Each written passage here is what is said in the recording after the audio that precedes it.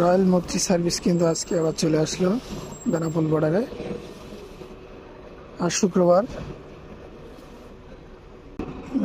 ঢাকা কলকাতার যে রয়্যাল মৈত্রী সার্ভিস সেই গাড়ি থেকে কিন্তু যাত্রী নামছে। এই গাড়িটা একসময় কলকাতা টু আগরতলা যাতায়াত করতো। পরবর্তীতে তারা যাত্রী না হওয়ার কারণে এখন ঢাকা পর্যন্ত সার্ভিস চালাচ্ছে। তবে কেউ আগরতলা যেতে চাইলে তাদের ঢাকা থেকে আগরতলার গাড়ি আছে, সেই গাড়িতে তারা অল্টারনেট করে তারা পাঠিয়ে দেবে। তো দেখতে পাচ্ছেন অনেক রুগীও কিন্তু আছে এই গাড়িতে। এবং যেটা বলছিলাম, সরাসরি গাড়িতে কিন্তু যাত্রী এখন বেশি যাতায়াত করে।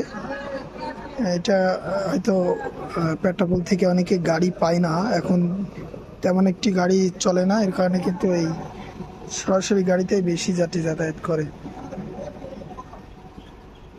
পাচ্ছেন ভারতে প্রবেশের জন্য কিন্তু চলে গেল।